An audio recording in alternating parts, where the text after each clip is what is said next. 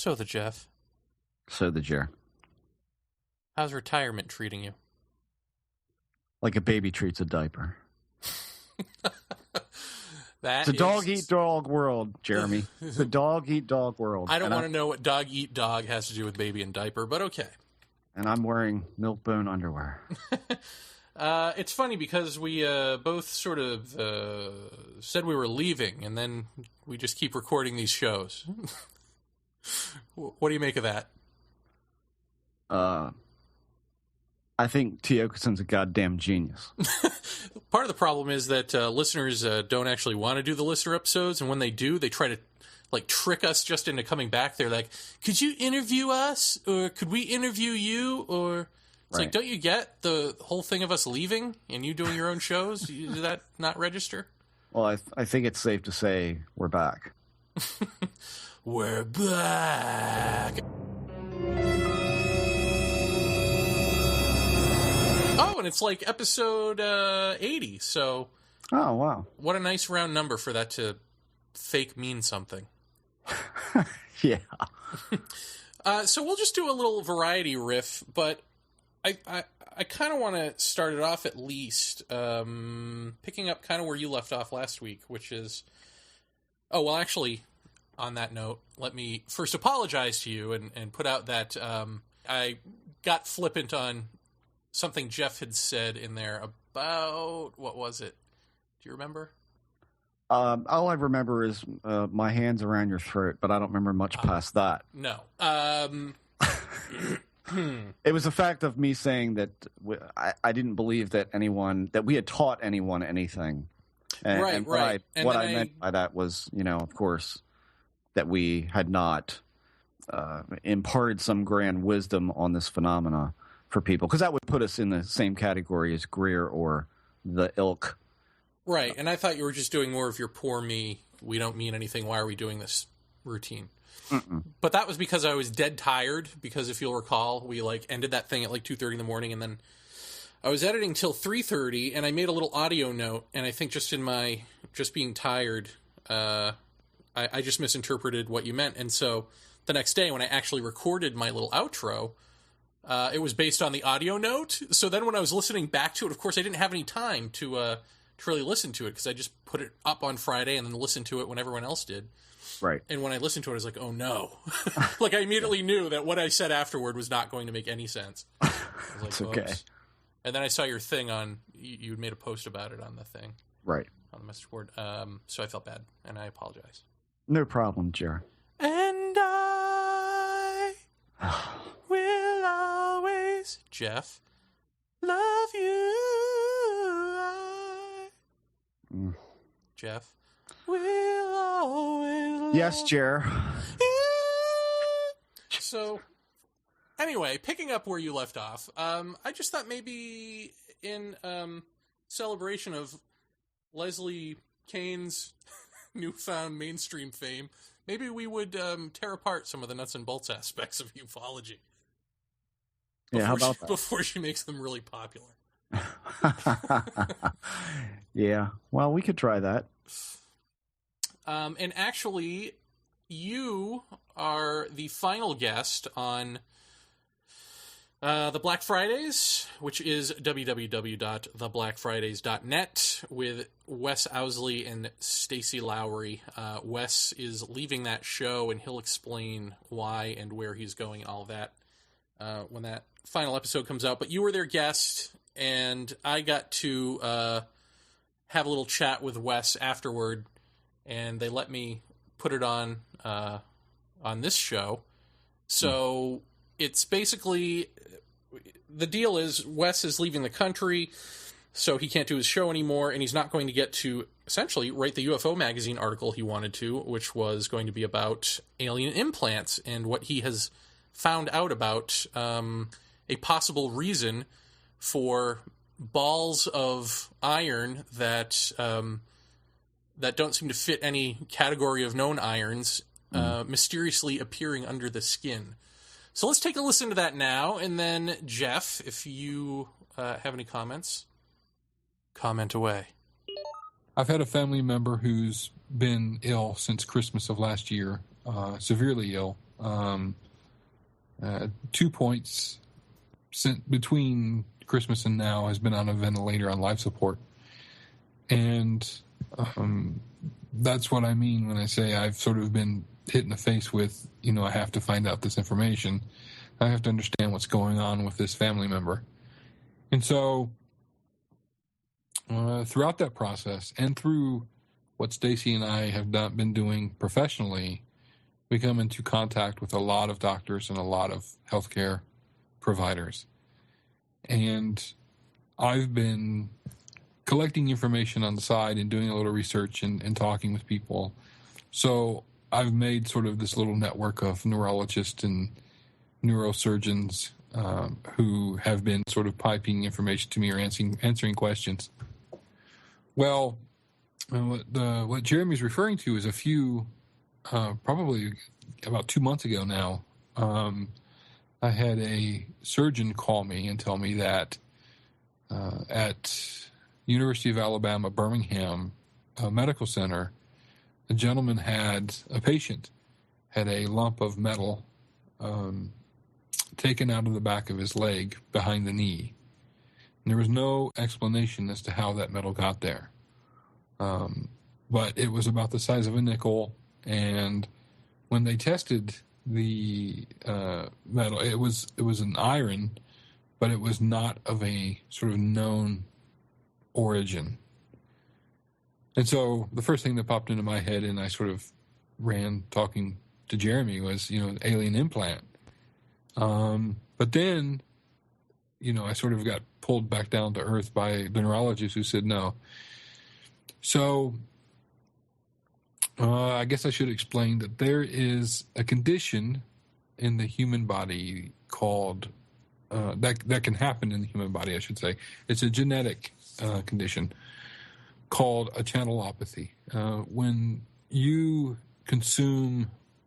human beings consume food or intake any type of nourishment, certain channels in our body open up to process the different parts of what we eat. For example, if you drink milk, there is a calcium channel in your system that opens to allow your body to process that calcium.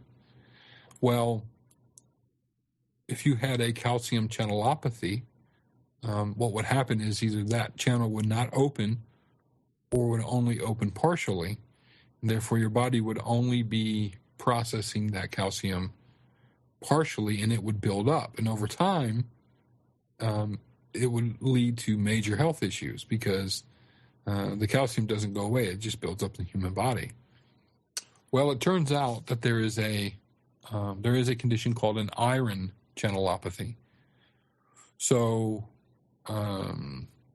this is what the neurologist told me, and I tried it and it worked. So I'll tell you, it's a little, sort of think of it as a junior high science experiment. Find a breakfast cereal that it advertises itself as high in iron.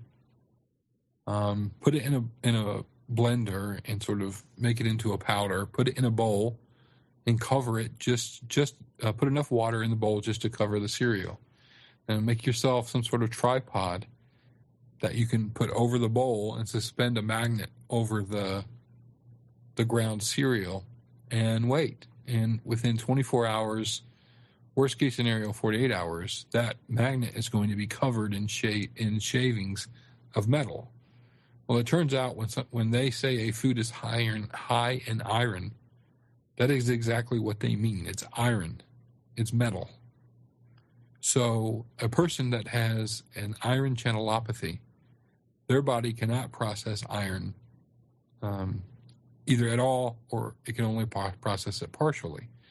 Now, different substances build up in different parts of the body. Calcium, for example, builds up in the back of the skull near the cerebral cortex. And a normal amount of calcium built up in that area will lead to seizures. Well, it turns out that iron tends to build up in the human body in the extremities, in the wrist area, in the hands, in the lower legs, typically around the knee or below. And it also turns out that not all iron that is included in food is created equally. Some foodstuffs or food substances have one type of iron, and then some others have a totally different type of iron, and then there's a third or fourth kind of iron. Well, throughout the day or throughout time as you consume food, you consume these different types of iron. They combine and they sort of build up in one area, and it's not unknown for them to settle themselves into one mass. So one big mass. So what you have is you have a small mass of iron in your body, built up of so many different types of iron that if you do a simple test, it's going to come back as this is an unknown type of metal, because it's built up of so many different types of metal. And that would typically be, the researchers would typically figure that out, but it requires, a pretty expensive test, and most people just aren't willing to do it. And so the sort of hypothesis that I've been working on is that, now of course I'm not going to say all, but I would suggest that a lot of the so-called alien implants are actually individuals that have this condition known as an iron channelopathy. Now, channelopathies are not something that you're going to get tested for.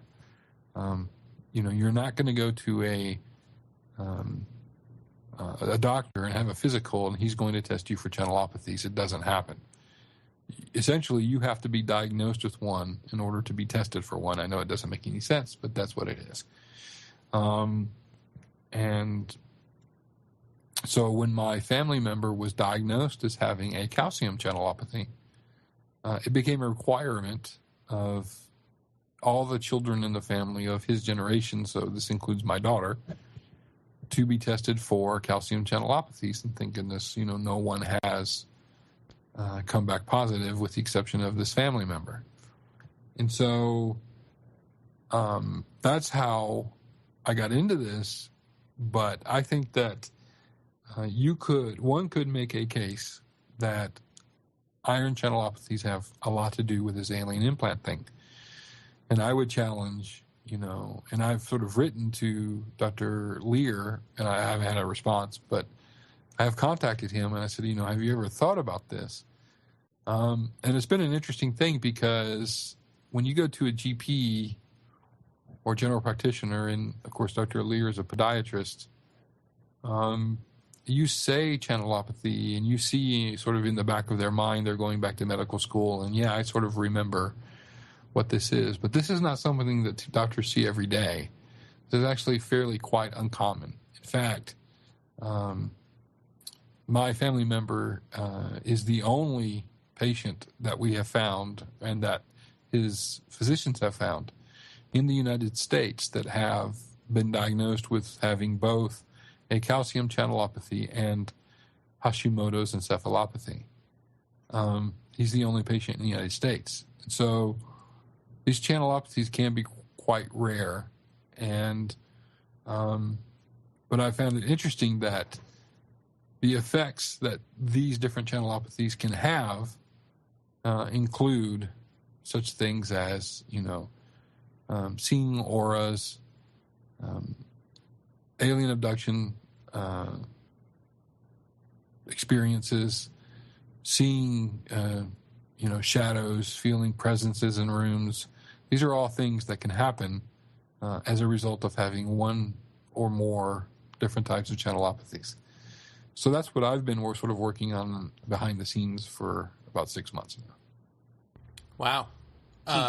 Now, here's something just to add to that, sort of. And I don't remember what the name of it is, but Jeff Ritzman on our little show, Paratopia, he had contacted a dermatologist who was unwilling to come on our show because, well, for obvious reasons, because he liked his job.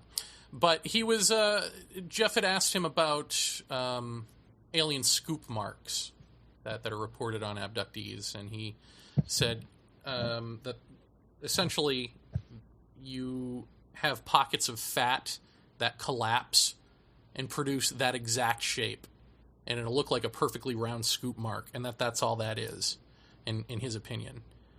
And so it's just interesting because even recently, like as of a couple of weeks ago, I was on a message board and I saw somebody say, as proof that alien abductions are real, these scoop marks, I mean, how could you fake that? You would have to scoop out some skin and, have it heal over and all that, but that's not what's going on there, or at least the potential for a mundane explanation is sort of right in front of our faces. So, yeah, I mean, I wonder, do people not know about these things? How do they not know about them if they're studying them? I mean, presumably someone like a Lear or even a Bud Hopkins would want to do away with any mundane arguments that a skeptic could make.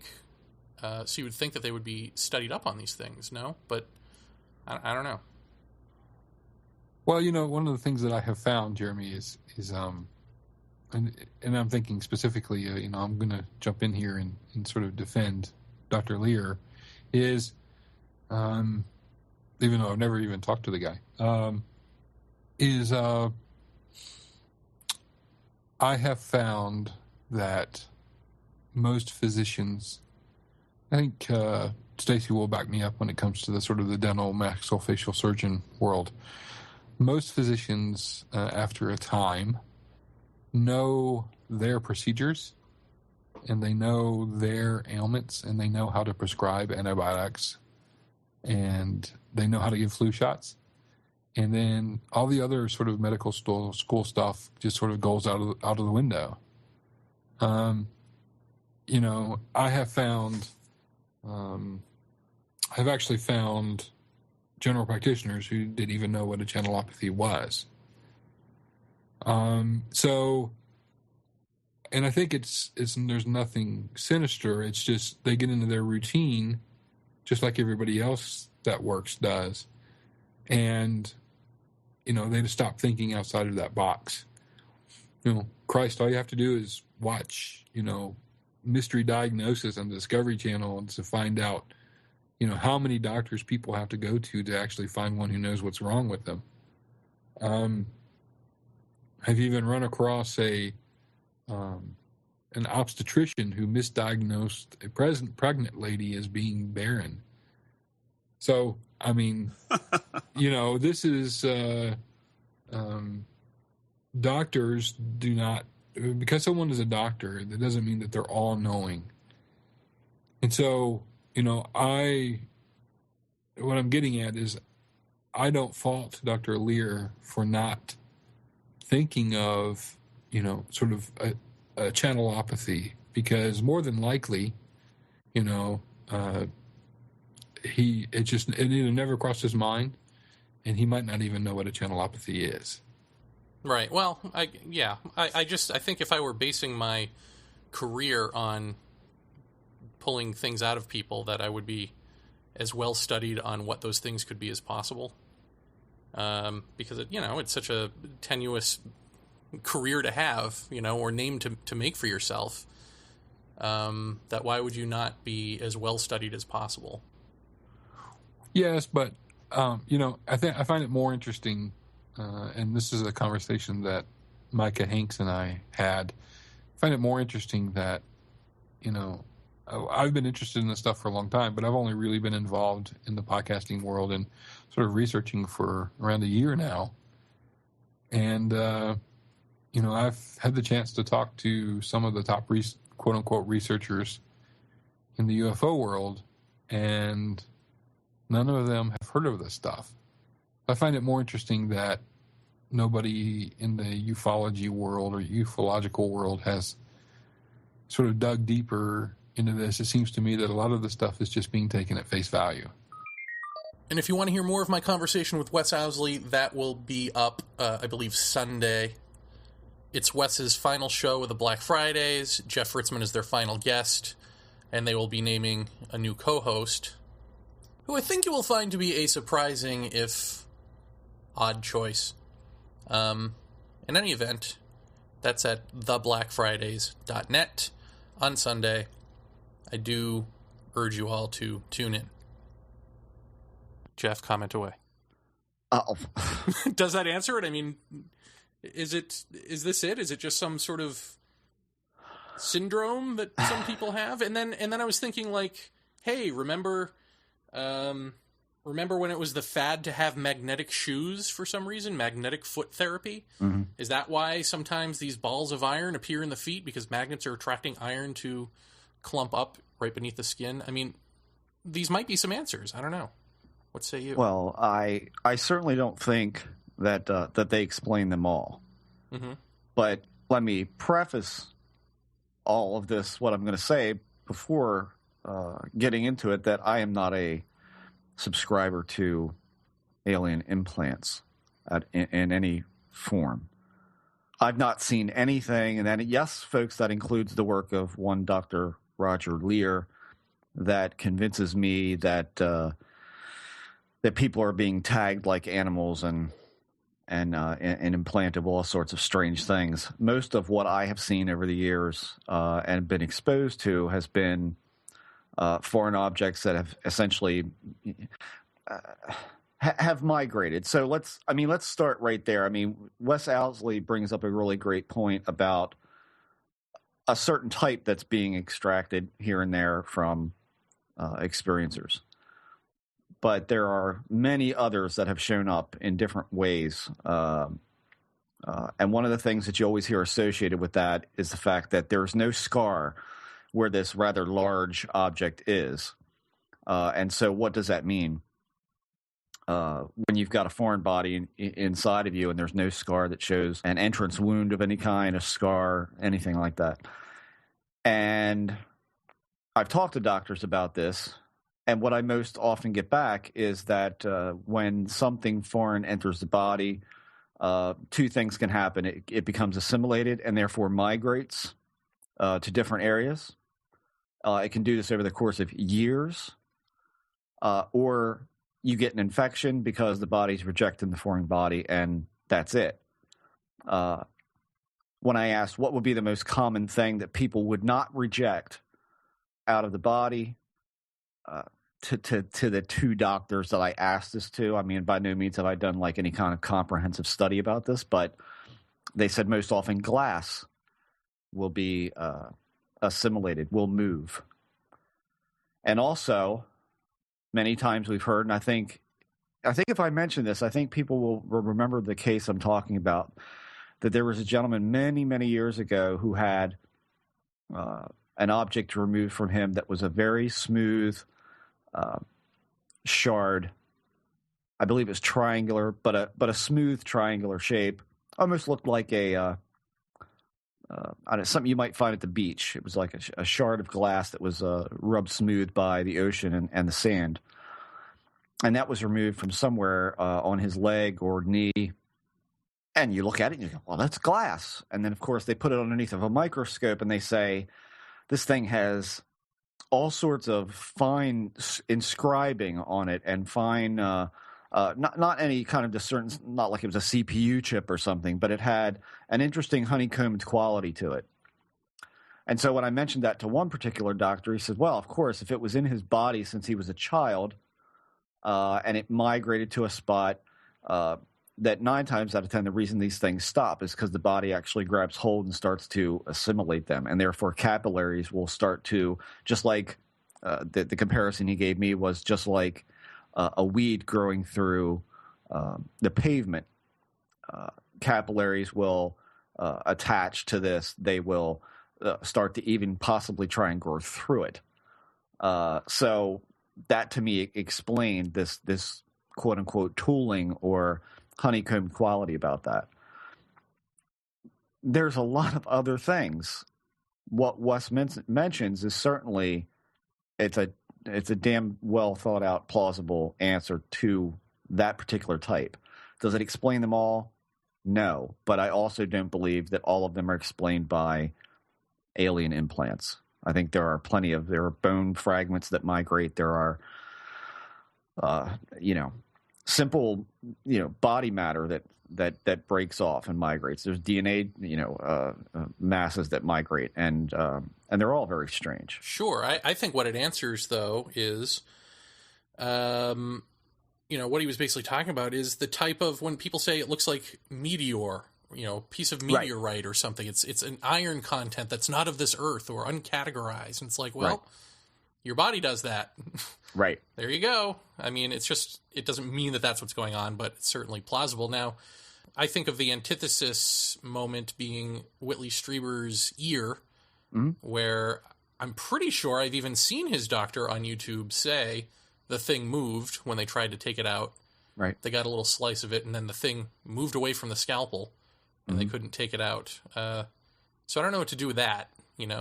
Well, I've actually seen that on television as well. When Lear was trying to remove something, I think it was on UFO Hunters actually, when they went to his offices and he did a removal there, that he was going into the skin and this thing seemed to be moving. But what I took away from seeing that was that he's actually pushing through fatty tissue. And so if you're pushing forceps or some sort of implement in there to remove the implant, then you're actually moving a fatty mass and therefore maybe pushing this thing deeper into the skin or wherever it is into a fatty layer of tissue. The thing didn't move on its own. It moved when he put the forceps inside to try and grab it. It pushed forward. Well, of course, it's going to push forward because he's pushing forward. So whether or not that's what Whitley's thing was, I don't know. And I'm not that familiar with that to be able to say one way or the other. Yeah, I will say, I mean, just as far as like implants go, just aesthetically, it's more pleasing to say it's in my ear, it's in my nasal cavity, it's somewhere near my brain or something that makes sense. But to say in a foot, in a leg, a place where as a kid you get into a lot of trouble, just that never registered as true to me, Yeah. Why would it be there? I don't know. But then that's my own prejudice based on where I think an implant should be in a body. So yeah. Well, I mean, it stands to reason if you're a kid and you are outside playing and you step on a pop top and you're going to get some kind of fragment in the skin that later on, when you get older, may migrate to a toe, or migrate to the heel, or further, and of course, by that time, it has very little resemblance to what entered your foot, 3 decades earlier. So, I mean, these are the kind of things you have to think about. Foreign bodies and, like Wes mentions, natural natural things that, wow, doctors really don't know that much about, which I thought was interesting. And you mentioned, I heard in that talk that I'd been to the dermatologist and asked him about the scoop marks. Yeah. I think, and that's, like I said in the thing, I mean, that's something that I've seen on another message board where it was actually, it was the Paracast, the gold standard, where this Archie Bedford character on there was saying, well, abductions have to be real because, he was arguing from the point of view of these scoop marks that are impossible. I mean, how could you not know that a scoop was taken out of your arm and... Right. Presumably there would be blood and healing involved and all of that. But then you found out what exactly? Well, I found out 2 things, actually. One was that I actually went in because I had a dot on my left foot on the top that has been there for a long time. And this summer when I went to the beach, I bought a pair of Vans, and Jeremy knows I've got a closet full of Van tennis shoes. And I bought this set, and I really liked them because they're super comfortable. And I've gone pretty much since age 11. I don't wear anything but boots. Specifically, Jeremy will tell you, cowboy boots is all I wear. And so Vans were a nice... That's not true. What else do I wear? There is one other footwear that you enjoy. What is that? That would be Iron Maiden sneakers. Well, those are the Vans, yes. Oh, I'm sorry. Continue. That's true. You could not find a pair of Vans with Iron Maiden artwork on it that I don't own. These, unfortunately, were black, just black and red. And when I came home from the beach wearing these, this dot began to itch and burn. And so I went to him thinking, likely knowing my mother's history with precancerous skin aberrations from the sun, I figured that's what I might have. And so I went, and he looked at it, and I'm thinking he's going to be able to tell me one way or the other what it is. And I said, so Doc, he's like, well, it doesn't look cancerous. Of course, I can't be sure by looking at it, but it doesn't appear to be anything bad. I said, well, what is it? And he says, well, I don't know what it is. And I thought, wow, really? Because I'm thinking this guy's like one of the best dermatologists around. And in fact, he is very well regarded, very well thought of, and has been in this field a long time. And he made the statement to me, he's like, well, we're going to send it off for a biopsy just to put your mind at ease. We're going to remove it. And he said, but, there are plenty of things that we send to the lab that we get back as completely inconclusive. That was kind of, I don't know, strange to me. I really thought that I'd go there and he'd say, no, it's not this. It's he said it could have been anything from a reaction to a bug bite, to an injury, to a mole, to anything. He said, you just don't know. But he says, even if we send it to a lab, there's no guarantee that we'll get a conclusive answer, which I thought was interesting. And so that led me into asking, have you ever come across someone that has this, like a thumb imprint, circular, like a crater, in the back of their leg or under the arm, or wherever? And he said, yes, that he had that. And what you mentioned was only kind of half the explanation that he had, which was, yes, fatty tissue, fatty cells can collapse, but there's also what they refer to as fatty tumors. And these can either fill with fatty tissues and just become a fatty tumor, or they can kind of manifest into something of like a cyst nature of a cyst, where it fills with a fluid. And for no apparent reason, you don't have to hit it, injure it, or anything. At certain points in your life, these things can collapse and or burst. And so when they burst, what you get is a complete collapse of the tissue in that area, which then says, I'm going down. And it makes a crater. And he said they're often very circular, and some can be actually quite deep depending on the layer of fatty tissue that lays underneath the active layer of the skin. So I was like, wow, okay. But apparently fatty cells in and of themselves can also do this. There need not be a cystic or a fatty tumor present. It can happen strictly with fatty tissue. So this is something I'm going to be looking more into and trying to get a dermatologist to come on the show with us and just ever so briefly explain more about that. I mean, this was kind of like an impromptu visit, and I would have liked to have gotten more into it, and would have liked to have shown him pictures that people have associated with this in particular, and gotten his reaction to that. So that's what I found out in that direction. So there you go. I mean, we've just covered implants and scoop marks. I mean, it just, again, and I hate to just reiterate what I said with Wes, but it strikes me as odd that people who are making claims for years, and I know that, he gives Lear a pass for not knowing everything, which I get what he's saying there. But it strikes me as odd that, I mean, it's not like he's new. Right.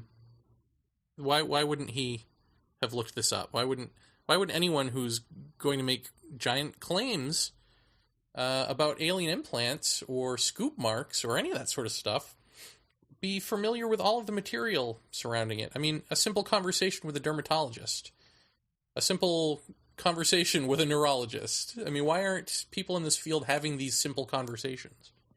Because if you explain it, there's no lecture.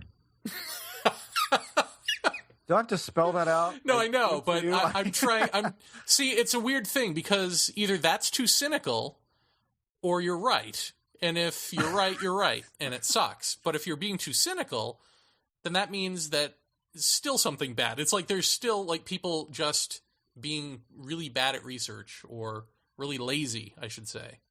I mean, it's one of the two. It's either just complete profit motive or it's complete laziness. I don't even know if it's profit motive as much as it is, I need to be involved in this field, and here's my in, and here's what I'm going to talk about, and here's what I'm going to present. I mean, I guess at some point it moves into the capital range, but, it could be as simple as a couple of one-off lectures, or being the guy that honestly believes that there are alien implants going on, and maybe at some point if he jerks enough plastic, metal, and or glass out of everyone, or as Wes has mentioned, iron deposits, that maybe he'll come across something weird. Who knows? Either way you cut it, if you explain it, this is often the problem in all the paranormal stuff, is that people don't go quite far enough in trying to discover what could be causing anomalous phenomena. And again, people can say what they want to about ghost hunters, but at least these guys have enough brains to realize that if they're in a basement surrounded by a conduit and they get high EMF readings, they've at least got enough sense to realize, oh wow, okay, we're in a seriously high EMF area, and we know what EMF frequencies can do. They can cause rashes, hallucinations, feelings of uneasiness, dizziness, and they'll present that to a client and say, I think we know why you feel weird down there. Many people don't even go that far. On many occasions, I don't think they go far enough either. But certainly in ufology, I don't think that people go far enough in trying to disprove what they're getting. If they find a thread, they pull on that, and they just keep going that direction. So with all of these new technologies, and it's all this wireless stuff, is that having an effect on us, you think? I would not be surprised. I don't know that there's been a big upsurge. I mean, again, you'd have to do comparisons to all sorts of different variables in conjunction with cellular technology and wireless devices. I don't know. I mean, there's no way for me to spout that off right at this second, but it'd be an interesting thing to look at. Little Billy the Indigo Kid isn't Indigo after all. He's just got an Xbox, an iPhone, an iPod, and lives underneath a high-powered wire. Right, yeah. Just happens to live underneath some high-tension wires. That's certainly a possibility. I mean, I would assume that there are all sorts of things going on, and it could be a conjunction of any number of factors that can have some sort of effect. I mean, who knows what 3 a.m. in conjunction with a high EMF range and just enough pepperoni pizza can do. Too many variables. We all know the answer to that. Yeah, too many variables there. I think that's something that it's something that by and large this field doesn't do. And there was a conversation a while back on a message board. It might have been UFO updates. I can't remember. Where one researcher said to another, "Hey, this case is bullshit. So why are you continuing to promote it?" And they said, "Well, it's no good to promote a hoax. You have to promote something real." So that's what we're doing. Or this is what he is alleged to have said in reply. I figure that does get said more than enough in this field because it's true. You can't promote something as, wow, look at this hoax. I mean, how many people would be interested in that? They're not interested in that. They're interested in the real stuff. And unfortunately, that, I don't think, gives us a great deal of data to look at. I think there's no shortage of the other. Right. Let me throw something else at you that caught my attention now. I've been watching these classes, Psych 101 Yale courses that I've got on my Roku, which, if you don't know what a Roku is, roku.com. Feel free to look it up. But one of the things that was mentioned is something, and I've told you about this, is called Capgras syndrome. And this is where you believe that your family has been replaced by aliens or robots. Right. And the man was saying this usually happens after a stroke. Usually it's a stroke victim that has something like this. So I looked it up because immediately I thought of David Icke. And of course, David Icke, as far as we know, hasn't had a stroke, but all of his routine is basically centered around an ayahuasca trip he took. So maybe it's just a simple matter of white man has ayahuasca trip believes he now has knowledge of the universe syndrome, or maybe something like this. And so I started looking into capgrass, and sure enough, here on the psychnet-uk.com site, under capgrass syndrome, it says some researchers believe that capgrass syndrome can be blamed on a relatively simple failure of normal recognition processes following brain damage from a stroke, drug overdose, or some other cause. Drug overdose, you say? Right. I mean, I wonder if, is that it? Does that explain David Icke? I mean, I'm not saying it does, but it's pretty damn close, isn't it? It's like you have a drug overdose, and then suddenly everyone around you is a shape-shifting reptile. And for the rest of your life, you're preaching about shape-shifting reptiles. I don't know. Maybe that's a bit of a stretch, but I find it interesting what the brain can do, how it can screw up, quote unquote, and become this other, thing. To think that your family has been replaced like something out of Body Snatchers. Yeah. I mean, what does that tell us about ourselves? And then there's another thing called Tart's syndrome. And this is where you believe that you're dead. How do you believe that you're dead? But they do. People believe that they're dead, and then it usually is followed by violent outbursts. I'm just throwing these out there as, like, isn't this odd that, we always say we're not crazy. And yet there are these things that are strikingly weird, like weirder than weird syndromes. Yeah. And then this brings me to bicameralism. Have you heard of this? No, sorry. This is the bicameral mind theory, which, let's see, I'm looking at Wikipedia. It says the term was coined by psychologist Julian Jaynes. Presented in his book, The Origin of Consciousness and the Breakdown of the Bicameral Mind. And basically what he's saying is that the ancient people, one half of their brain spoke to the other half of the brain, and that's the thing that we have as an internal voice, your internal voice telling you don't do that, go ahead and do that, was an external voice, like schizophrenia. Like we would call them schizophrenics today, but for them, that was always there.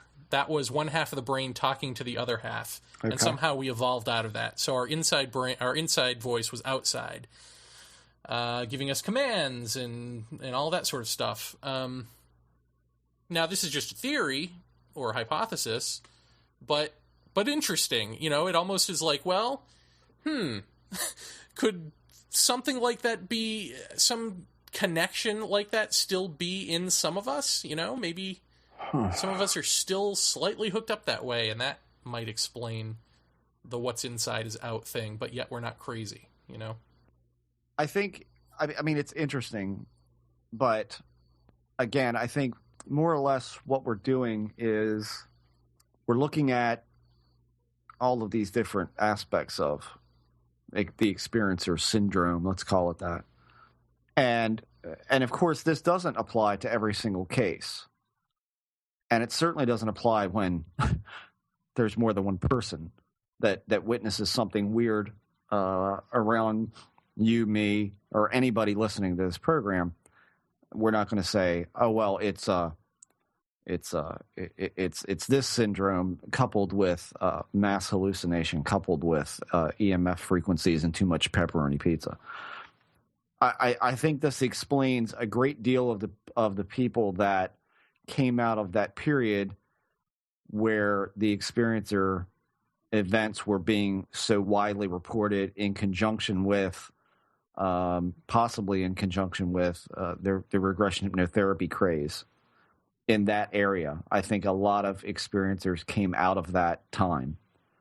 I mean, I've met some of these people, and it, to me, it's almost obvious, and I'm not a psychologist, but it's almost obvious that you can tell by listening to what they claim has happened to them and also how their behavior.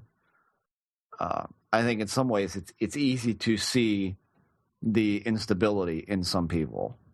Other people, it's a lot more subdued. And I know we've talked about this before, but there is a certain faction of the population out there, and we know this to be true, that in every other facet of their lives, they are completely 100% productive, normal, and down to earth. However, when it comes to one particular subject, they are, let's see, how do we put this? Batshit. And that itself is another form of a mental aberration of some sort. I think we see quite a lot of that in this subject. Do these explain everything? No, they don't. But I think they're whittling down to what everybody in this field is referred to as the core of data, or the core of the information that's out there. And I think, again, you can whittle down the core of the exopolitical claims. You can whittle down the core of experiencer claims. You can whittle down to the core of the sightings and the visual data, which is getting thinner by the day. As we speak, day by day, we're finding out now that the Trindade photographs, there is significant talk that they were, in fact, hoaxed. And so you're talking about whittling down a core amount of data, and I think that's I think that's really kind of the core of the discussion here, is that there's a whole lot of things that could be going on, and how do or can we whittle down something as subjective as the experiencer gig and put that down to a core amount of data that we can kind of, I don't know, somewhat get a handle on. Were these photos something that you thought were real? I thought they were real. I put a little bit of stock in them for the simple sake that just the witness accounts involved with them. I think that the photographs themselves, for me, were a little too poor in quality, I guess, to really be able to tell anything from the photographs themselves. They're incredibly grainy. I've seen high resolution scans. It's not any better, but I think,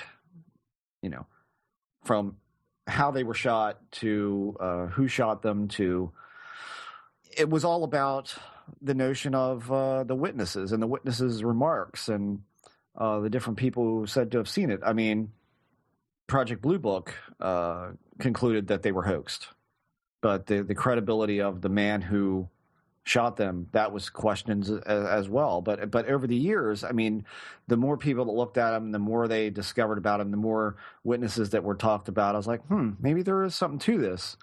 And so I kind of put him towards the top. Yeah, I put him towards the top of the list of, like, these are probably pretty good photographs. And turns out they're not. I have something here that's good for comedy's sake, if you'd like. Great. There's a man named Ross Hemsworth. He is the presenter of the TV and radio show Now That's Weird. And he writes to the Exopolitics Institute, Dear Michael, that'd be Michael Sala. Dear Michael and co., this has been a very difficult decision for me to make, but I've decided to resign my position as UK media advisor to the Board of Exopolitics, WIT, W-I-T, immediate effect. There are a number of reasons why I have taken this decision. One, I have grown more and more aware of the splinter groups of exopolitics, many of whom seem to have different goals and ways to reach them from the initial objective as I saw it. Two, recently an exopolitics conference took place in the UK, to which I was not invited, nor asked to help in my capacity as media advisor, and I felt a little hurt to be left out when being a board member of the organization.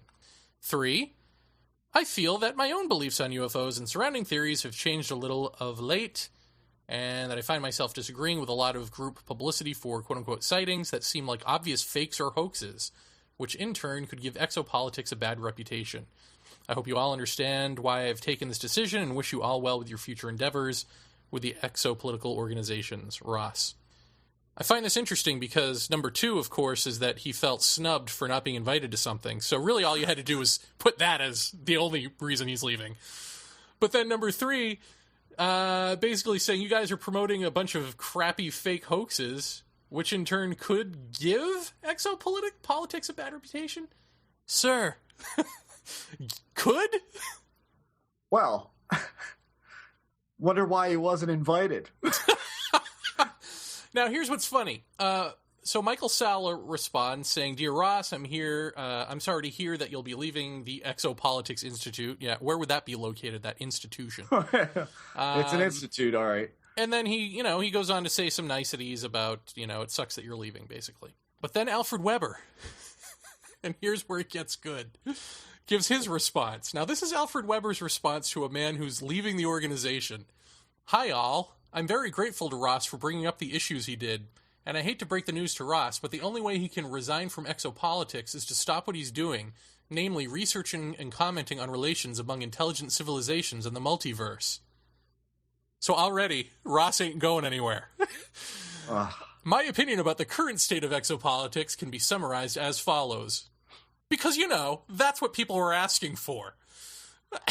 I mean, he immediately turns this into, a way for him to get on a soapbox. But this is brilliant. So these are Alfred Weber's opinions on the current state of exopolitics. 1, exopolitics is a nascent science that studies relation among intelligent civilizations in the multiverse.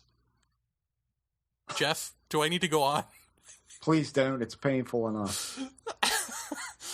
2, no single organization, interest group, individual, etc. owns exopolitics in the same way that no one owns anthropology. Therefore, it's not possible to resign from exopolitics, only to stop doing exopolitics oneself. 3, exopolitics is now in its second decade, as I count my writing and publication of my book, Exopolitics, in 1999 and 2000 as the formal starting clock for the exopolitics first decade.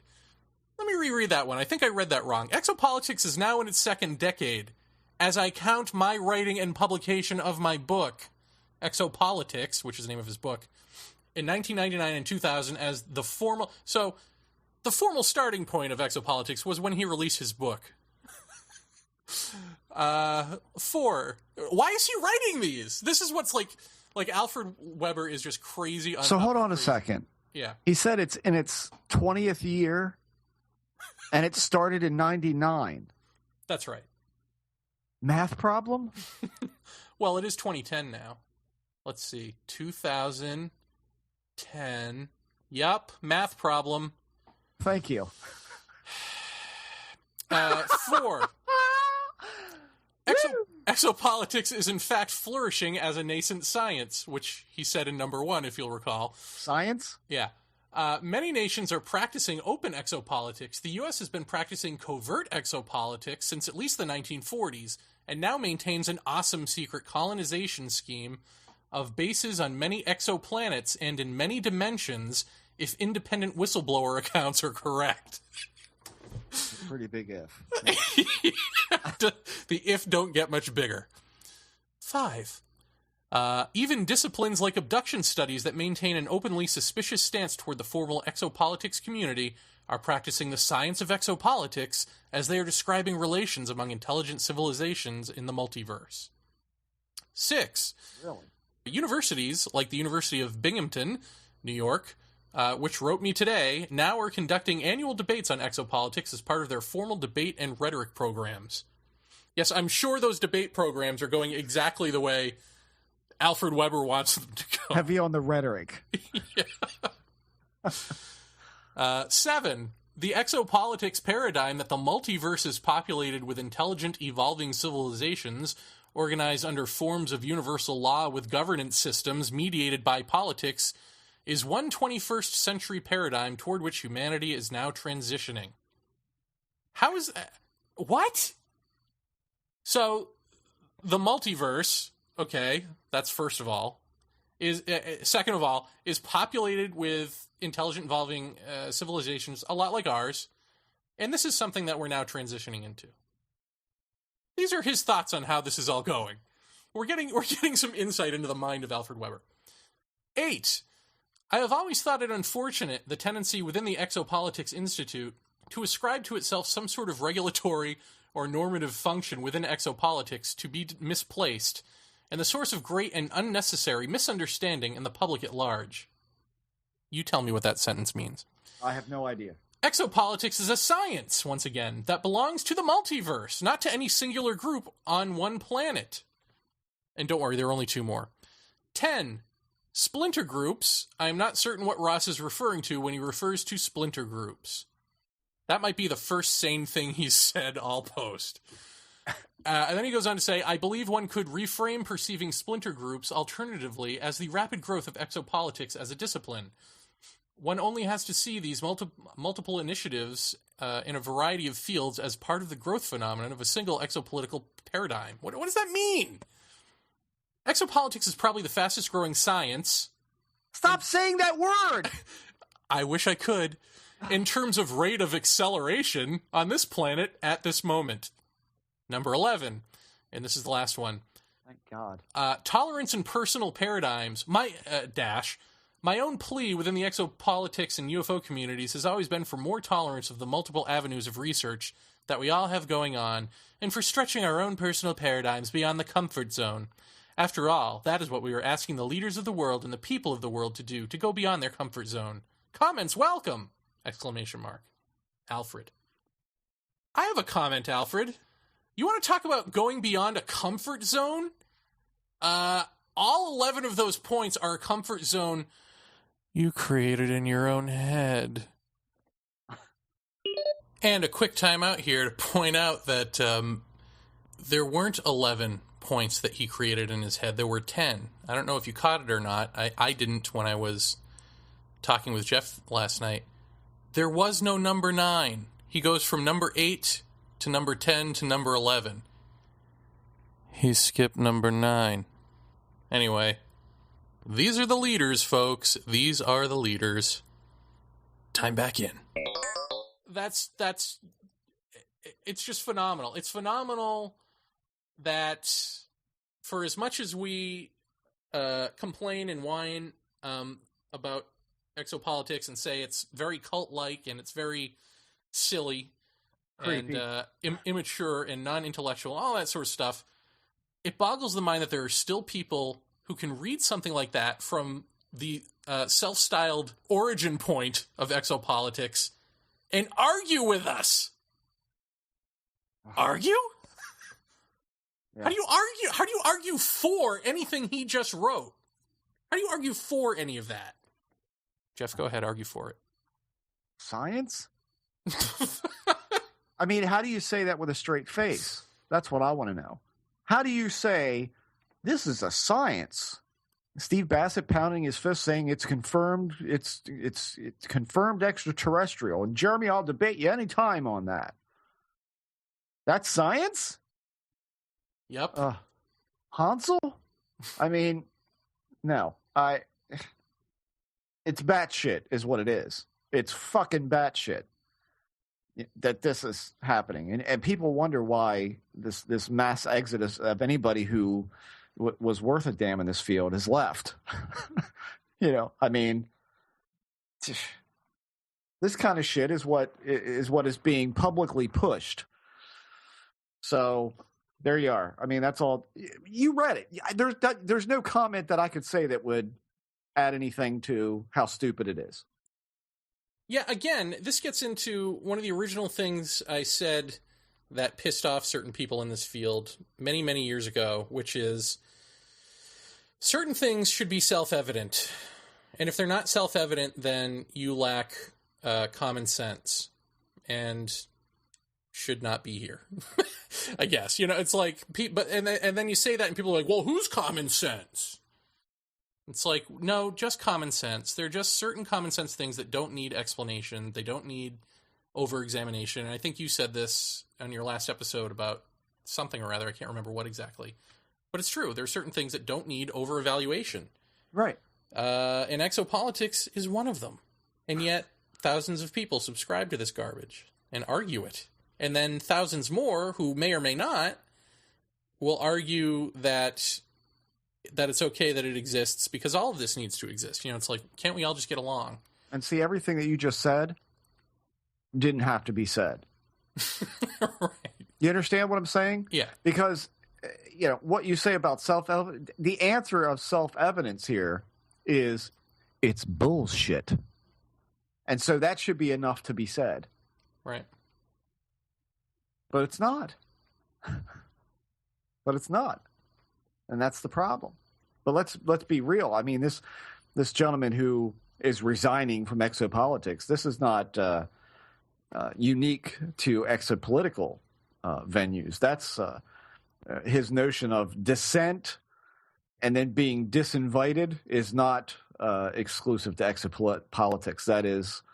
That's how ufology works. And I talked on the Black Fridays about that very notion of this good old boys club of ufology, and that can be split into any kind of splinter that you want, whether it be what Rich Reynolds referred to as the old geezers club, to even all the way forward to the supposed new guard of ufology. I mean, that goes across all of those, and to dissent with any number of those factions or groups is to be summarily dismissed from participation or input or consideration of any kind.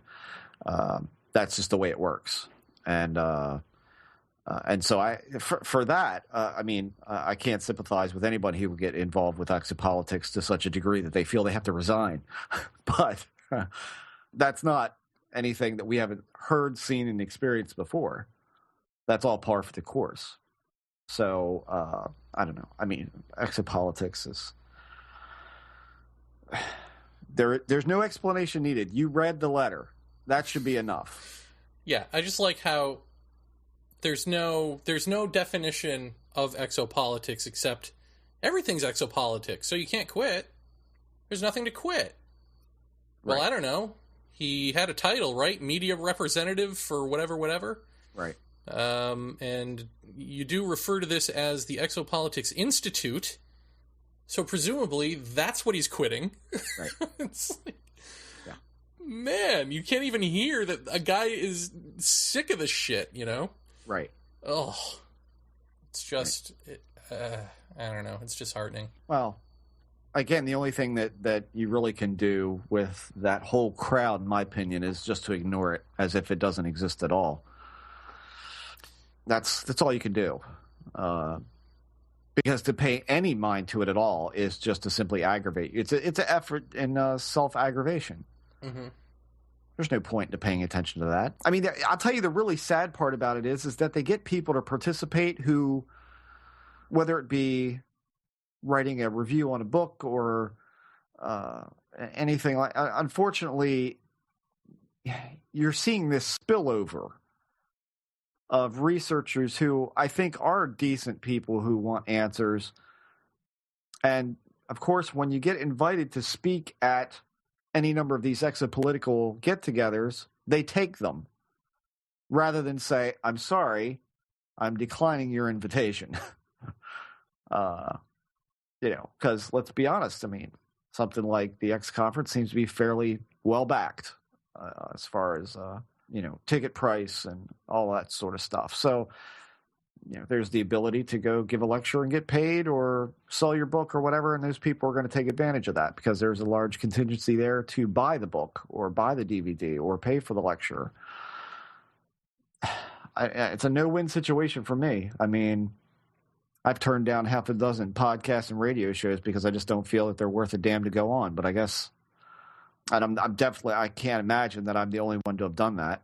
But what do you do? I mean, it's like a cancer that just spreads through all of it. So there's nothing you can really do about it except just ignore it. And I don't necessarily think that berating those speakers that go there who are worth their salt, I don't know that you can blame them. I mean, they need an audience to speak to. What's the answer to that? I don't know. Yeah, it's either crap conference or no conference. Right. So what do you want? I mean, do you want to talk or don't you? Would you go to a conference that was sponsored by, say, the Meyer people? If they asked you to speak? Oh, sure. No. Are you crazy? Well, what about Bassett? What if Bassett is like, I want you to be on an EXO conference thing for contactees next year? No. What about... Oh, okay. So how do you square that with feeling like we're being blacklisted? We don't get asked to any of them. I know, but we don't get asked to any of them, but not only do we only tear down this field, right. You just said you wouldn't go to, like, conferences that are sponsored by half the people who sponsor conferences. Well, I wouldn't say it's half the people.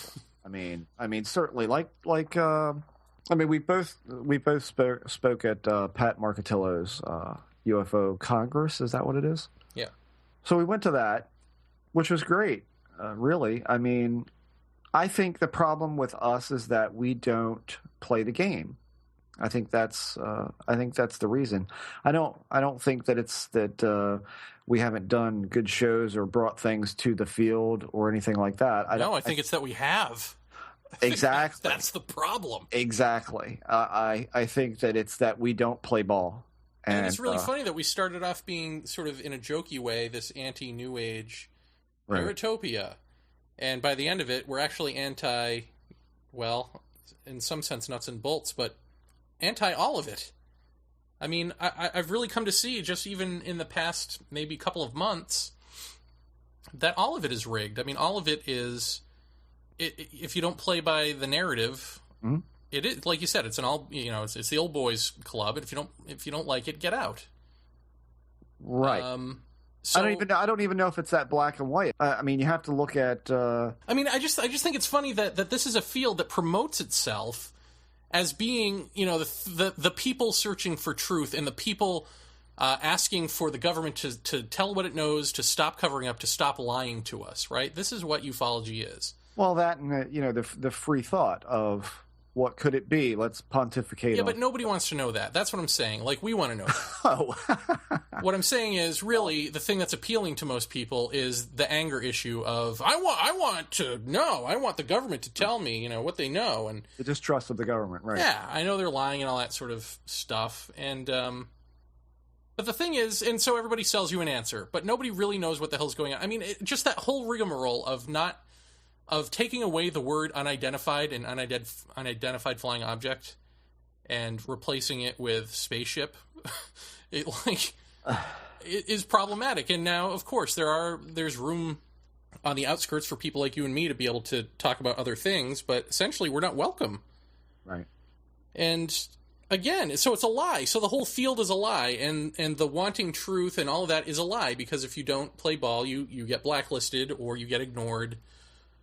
So, to rail against some secret government guard or secret society that controls everything, or any number of conspiracy theories that go along those lines, it seems that ufology plays by the same set of unwritten rules.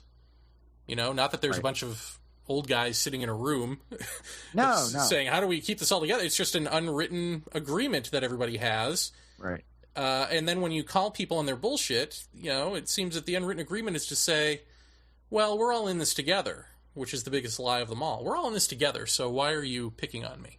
Right. And truly, they are all in this together. Yeah, sort of, yeah. I mean, there's certain... there are certain people at conferences that don't associate, don't like each other, all of that. But in the end... they're all kind of playing that same larger game of everybody's got to kind of play by the rule or the unspoken law. And so let's use us as an example point. We have pretty much, I think, dismantled the notion of regression hypnotherapy being valid and all of that. So we went that route. Now, set aside Hopkins, Jacobs, Barbara Lamb, all these people. Set all those aside for a second. Now, if you extracted them from the UFO field and all of their data, it's almost multi-tentacled in that it has gotten its hooks into other cases purveyed by other people who really don't have any solid connection to regression hypnotherapy, but did base legitimacy of cases in part on that theorem. And so now let's take all of those people and push those out. And so who's left? Not many. So it's like this trickle down. If you lay into one aspect of this, sooner or later you realize that there's all sorts of capillary actions going on in there that are working their way into other people's cases, which then negates their work, and it becomes like a domino effect. So you've systematically pissed off everybody in one fell swoop. So there's nothing that can be done about that. And certainly I'm consistently amazed of who's speaking where. You know, I mean, we've talked about this before. Like, who is speaking where? Like, somebody that we have the utmost respect for is speaking at some place that we're like, what would you do that for? But again, as you say, where else are you going to go? Where else are you going to talk? I don't know. I mean, there's no way out of it. I mean, it's this endless cycle of you're in or you're out. Either you play nice with everybody and you play a non-committed game, or you lay your cards on the table and be exiled, effectively exiled, or called a government agent or a debunker or whatever, like we've been called. So what do you do? There's nothing you can do. What can you do? You can kind of start your own little faction, I suppose, is what you do. And I have this vision of like Johnny Depp in the Headless Horseman movie. It's like, I'm off to hunt a murderous ghost. Who's with me? Nobody replies. So I don't even know that going your own way and having people follow that is even the right thing to do. Nobody should be following anyone. It should be, I don't know if there should be this big collective even. It's too much like, it all develops into hero worship and all of that.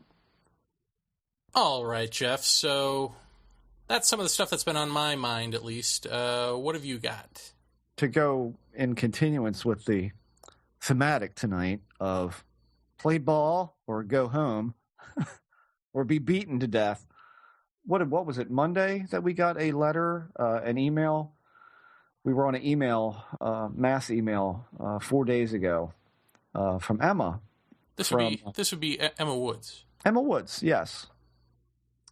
Everybody, I think, is somewhat familiar with UFO updates. It's a rather archaic-looking message board of sorts that has been going for years, run by Errol Bruce Knapp. Is that his name? Yes. And apparently, Emma wanted to subscribe to UFO updates. You can't apparently get on there unless you're approved. Correct, Jeremy? Am I right in all this? Yes. And Emma basically had sent in some information regarding her problems with the abduction research community.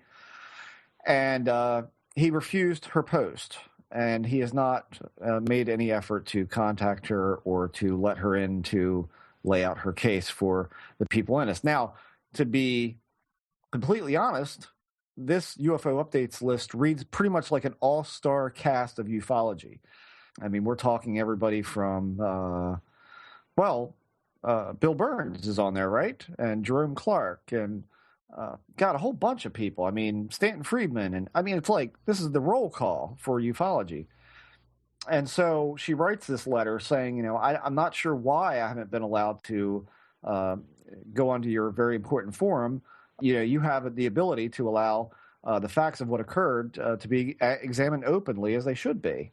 And it's that she sincerely hopes that he'll accept her subscription to the forum and accept her post. And I wrote Emma, I think it was yesterday or day before, and I said, have you heard anything about this or any movement at all? No. I said, would you let me know if you do hear anything? And she said, sure. I still haven't heard anything, and it's now, very early now, Friday morning at 12:04 a.m.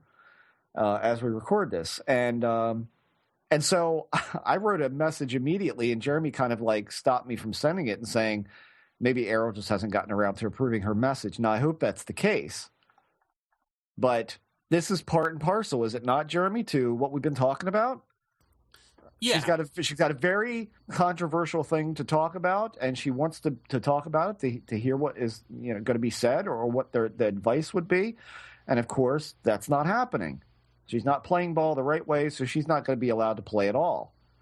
And so I wrote, upon seeing your message this morning, Emma, I have to say I'm not surprised by what you're facing right now in this particular instance. While there are many people on the UFO updates list that I have great respect for, Jerry Clark, Maccabee, and many others, you do have to realize you're trying to voice your case in part to the cabal that's largely unchallenged the use of hypnotic regression to study the experiencer phenomena. Few have spoken out against the procedure in the many years of its practice and widespread infection of this subject. The ones who have spoken out have been a minority. And my own view is that many of the members are among the good old boys clubs or cliques of ufology that have constructed theorems and publicized cases in part built upon a highly suspect at best practice. And as we know, many of these people are, shall we say, extremely reticent to retract foundation stones from their ivory towers of popularity and long-held theories that have been broadcasted, lectured about, published for years. In short, they're incarcerated without the possibility of parole from their own publicly stated and aggressively defended conclusions. So I think you're apt to have issues presenting anything there that will rock the boat of ufology's assumed cognoscenti. The science so often mentioned as being applied in this field is not science in any form, which is why when you were talking about Alfred's science, I was like, wow. Science admits its mistakes, recants and revises its errors, and explores other avenues. They get points for being wrong. Ufologists get disowned and marginalized because they are separated into the aforementioned cliques. So to go against the unspoken grain is to negate someone's work, which may or may not tie into their own. So guess what that ultimately means? If you do this as a ufologist, you won't get invited to speak and sell your book at the next mass convention or expo. And likely, you're going to lose friends fast. You'll become a heretic to even the stagnated mess that's the UFO field. So they're going to let you into their midst to dissent against one of their own? And their own inaction? Fat chance. You expose precisely one of the biggest skeletons in the closet of this subject, and I wouldn't expect any help from those who allowed it to proliferate in the first place. And again, let me point out, this is not everyone on that list by any stretch. But there's plenty on there that, that fall into that good old boys club. I certainly don't think Bruce Maccabee or Jerry Clark or people like that fall into that, but there's plenty of others that do. And so that is the reason that she's not, for me, in my opinion, looking at what I've seen here and the time that's gone by, what other explanation could there be? That he just hasn't read his email? Yeah, no, that's the only other answer. Right, but it doesn't fly at this point. I mean, she'd said it was several days prior to that, and I didn't realize there was even more backstory between her and this guy. So, yeah, I mean, odds are it's just what you said. For evidence of it. I mean, there it is again. There's no fighting this. So the answer is put your head down, do the work, move on. And so I think that the past 2 episodes of Bitch Fest are pretty much going behind us now. And well, I mean, I'm hoping to get, I don't want to spoil it, but get a guest. I've told you about this. I'm not spoiling it for you, but there is a guest who has something to say against one of the luminaries in the field who I think has pretty much been debunked to my satisfaction, and yet he still keeps rearing his head. And so some people still love him, and I'll just not say any more about that until the show happens. And if it does happen, and I think once again you're going to see a situation of the boys club and being blacklisted for, well, in this case for generosity. I mean, it's a woman being completely taken advantage of, and then screwed over, and then blacklisted. Right. I mean, it's incredible. And I sincerely hope now this woman is struggling with whether or not, I mean, she does want some sort of justice and does want to tell her story and warn people about this person, but on the other hand, she doesn't want any more harm to come to her while she's working on the projects that she is working on, because just at the forefront of her mind, I guess, is like, this guy still has some power in this field. Well, hopefully not by the time we get done with him. So, well, I mean, there's another thing that we haven't even brought up on the show that speaks to this same sort of blacklisting, and that is our dear friend Colin Andrews. Did we ever mention that he was supposed to appear at a conference, and because he was coming, 2 other speakers said, "We're not coming if he shows up"? Yeah. And so they canceled the conference. What is going on? Yeah. I mean, really? I mean, if it can happen to Colin, there's no one who's exempt. The evidence of this sort of behavior is all through this. And I got news for you. This is part and parcel to the the more fringy elements of this whole subject are in the driver's seat. Just like I said, they are driving the bus. And if you're willing to get on the bus and look over and see the retard at the wheel and still get on the bus, you're crazy. I'm sorry. Retard versus crazy on the next sci-fi original. Right. I mean, that's what it is. I mean, this is what happens when that kind of thing boils over. Everybody else gets shut out because they disagree. If you dissent, you're done. And if it can happen to someone like Colin, then who is exempt at that point? No one is exempt at that point. So there you are. That's it. This is Colin Andrews, and you're listening to Paratopia.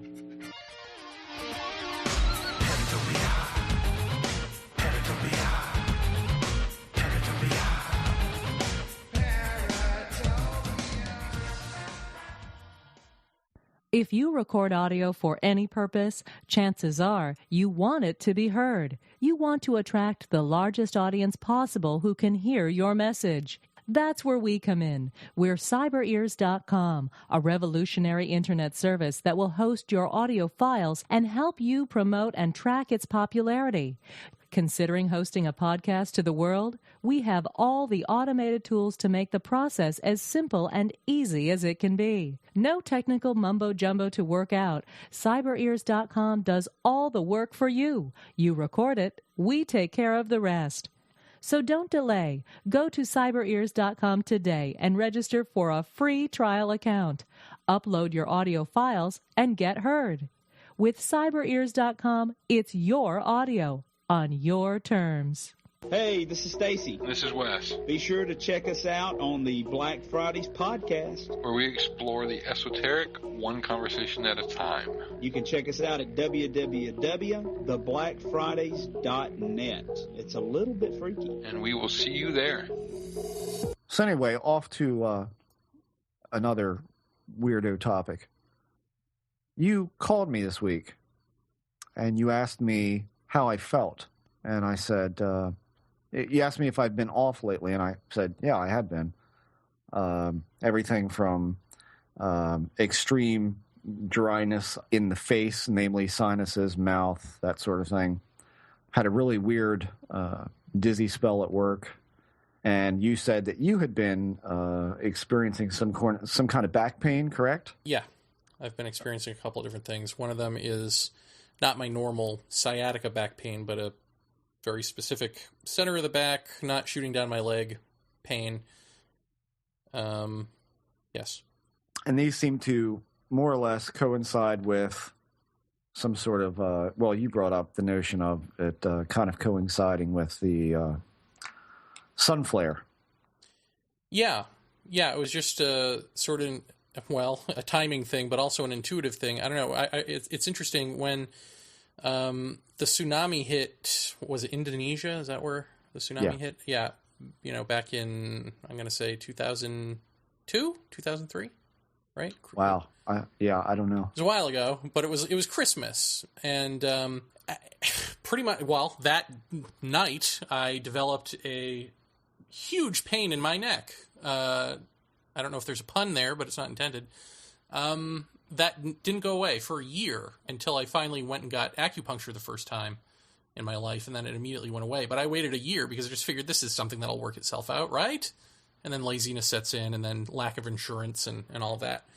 But I finally got fed up and got rid of it. And somewhere in that year, I had read on the internet that people had neck and back problems that night, the night of that tsunami, and that people who are in tune with the earth, whatever that means, get these during giant events like that. Now, I have this huge back problem around the time, if not the exact time, of the sun flares, August, I guess it was 3rd into the 4th. And as we were just looking this up, funny enough, to figure out what the dates were, NASA was calling it a solar tsunami. So I just find that terminology kind of wink nudge in a way. But I mean, is it related? I don't know. The other thing that was really weird with me, and it's gone now, is I felt for weeks, I mean, from that time up until I called you, like I was heavier in a way, like I had more mass or something. Not like I weigh more or like I'm depressed, but just like I have more mass. Like I don't know, gravity is affecting me differently or something. There was something weighing me down to where I thought I would just disappear. I mean, I really thought that if I just sat still for a period of time, I might just fade, you know? It was a weird feeling to just have that feeling for weeks. And I don't know that it's related, but it was just something where I felt like I had to call you and ask if you had felt anything. Yeah, I hadn't any of that stuff. I mean, I think that was where I told you if you did disappear to make sure you made the sound like when Gazoo shows up. Like, that's right. But now, I mean, the only thing I'd had was really bad sinus. I mean, worse that I cannot remember having it worse than that. Extraordinarily painful, and just a dryness that was so bad I literally had to stop at the drugstore and get saline before I went to work. It was that bad, and I've not really had that very much. I drink a lot of water, but I don't know that I can put that to anything. But I did have an instance at work when I was sitting at my desk where visually and I don't know, equilibrium wise, the room literally went vertical, and for like a split second. I mean, it was that kind of dizzy spell. It was like instantaneous, and it really freaked me out. And I have no good explanation for that, other than if my sinuses, if I had a sinus infection of some sort, that maybe it had disturbed the inner ear, and that could have been it, I suppose. But weird that you should call me, because I did not feel right that whole week. It was always like something was cropping up that was a pretty lethargic feeling as well. So I don't know. I mean, connection, I don't know. I really, to tell you the truth, I wasn't paying that much attention to when that all started. Mm-hmm. Yeah, I only knew when it started because it was right before my mom came into town to see my sister's opera, and it was pretty easy to place. Then I went, oh, wait a minute. Right. You know what else was going on? Interesting. Yeah. So, all right, just like our bring this full circle in a weird way, just like the beginning of the show, where we have sort of these tenuous connections with implants and scoop marks. We have tenuous connections between natural Earth actions and our own bodies, the Earth body and our bodies. But the other thing that I was just reading online in connection with this so-called solar tsunami was that it was connected to a bunch of earthquakes that happen around the world. If that's true, and I only read one article, so I guess I would have to read more to know. But if that's true, that to me is really interesting, because the way, again, this is all just a silly intuition thing, but the way I've been thinking about these solar flares is that it's the sun talking to the Earth. It's like giving instruction to the Earth. And the instruction is about reformation and, mutation. And so wouldn't that be interesting if there were a scientific connection between earthquake clusters and solar flare eruption? I don't know. It's all I know what stuff to think about. I know what someone would say on the message board. Well, of course this happens because when we have a full moon, the arrest statistics go up, the hospital, emergency room visits go up. That's been a long-standing thing that everybody talks about when it comes to the full moon, and we know what effect the moon has on the Earth. So, is it such a stretch to think that the sun would have exactly the same or even worse? Well, I mean, let's think about this. The sun basically bakes you in your mom's stomach. Right. And wherever you are on the planet, that has probably the largest effect of how you come out physically. And if anyone believes in astrology, then perhaps mentally as well. I don't know. Maybe it has some sort of effect there. I don't know. But it definitely bakes you. It makes you come out a certain way. And we're talking about, I mean, what is it that's being... It's what, electromagnetic radiation of some sort that's being pelted at us? So, I mean, Of course this is going to affect us. I mean, if you're going to say that, like, wireless things and, high voltage wires affect people, well... Right, yeah. It's more effective than the sun. Right. Yeah, I mean, certainly it's going to have some kind of effect. And look how you feel if you're cooped up in the house, or you don't even have to be cooped up in the house. Look what happens when it rains for 4 days straight. And you don't get any. Look how you feel. I mean, that right there should tell you something. Well, yeah, and actually... Without any sunlight beating on your skin, you feel, an ick factor after, a couple of days of that. Yeah, and the sun actually makes you less tired. It produces, I can't remember what, like, it somehow regulates the melatonin in you. It does away with it or whatever it does. But it makes you less tired to be in the sun. Yeah, I can believe that. And Jeremy, all of this celestial talk has brought me to my final point for tonight. Go ahead. Which is just kind of a nya to certain people. Hopefully in the music business. Oh. As we speak, Friday, 12:29 a.m. What's the date today? 12:22 by my clock. 12? Well, okay. Maybe I'm late then. But nevertheless, Friday, the 27th of August, 2010, Iron Maiden's new album, The Final Frontier, debuts at number 4 on the Billboard U.S. album charts. Wow. That's huge. I wonder if Michael Jackson ever debuted at number 4. If you... Penis. Anyway... No, that is huge because The Final Frontier, Iron Maiden's new album, available everywhere. They don't ever really debut at number 4. I mean, I was actually going to mention that to you. I had seen an ad for their album, which was probably a piece of their music video, but it was a TV ad for their album. I've never seen a TV ad for an Iron Maiden album, or if I did, it was like, the 80s when I was a kid. What's going on? Why are they giving such a huge push with this album? Do you know? Because it's a fucking awesome album. But don't you think that about all Iron Maiden albums? I don't think the last one was a great album to me because I'm a huge fan. But I think in the grand scheme of things, I think this is one of the best that they've done since, good Lord, Seventh Son, which is a long time ago. But their last album debuted at number 7. On the U.S. album charts. Now, in the U.K., The Final Frontier has debuted at number 1. Wow. I might also I might also mention this if I can find it. I'll have to restart. None of this is going into the show. Wait a minute. Wait for it. Wait for it. Wait for it. Waiting. Wait for it. Waiting. Wait for it. Ting. Wait for it. Shh.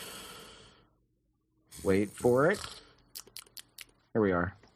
Debuted in Australia, number 2. Finland, number 1. UK, number 1. Sweden, number 1. Ireland, number 3. Germany, number 1. Netherlands, number 2. New Zealand, number 1. Norway, number 1. Austria, number 1. Denmark, number 1. France, Switzerland, number 1. US, number 4, of course. Czech Republic, Croatia, Spain, number 1. Go back. Belgium, Croatia? Number 6. Correct. Belgium, Canada, Hungary, number 6, number 1, and number 1, respectively. Portugal, Arabia, Bulgaria, Chile, Mexico, number 1. Poland, Turkey, number 2. Japan, number 1. And Singapore, number 5. Come on, Singapore. Get with it. Wow. Who knew? Who knew that they were so popular? Me. So if you haven't picked it up. And apparently you have. Right. Go get it. Going by the stats. Let's put this mother at number 1. Anyway, that was my little deviation from the show. It's always good to go out on a happy note. And if you're happy, I'm happy. So there you go. So cheers to Iron Maiden for number 4 debut in the U.S. Anyway, let's wrap it up. Yeah, don't stop rushing me. Well, Paratopia, that brings us to the end of another exciting episode of, Paratopia, which you probably already knew, since you're Paratopia. Anyway, My special guest, Jeff Ritt. Oh, wait, you're the co-host, right? Right. You're the co-host of this thing. I think so. Okay. Jeff, it's been lovely as always. Yeah, same to you. And I guess we'll have a big announcement about this show next week. That's correct. We will be unveiling something very, very exciting.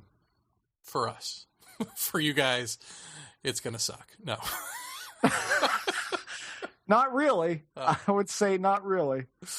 Very good. Very, very good. All right. That's next week. Jeff Ritzman.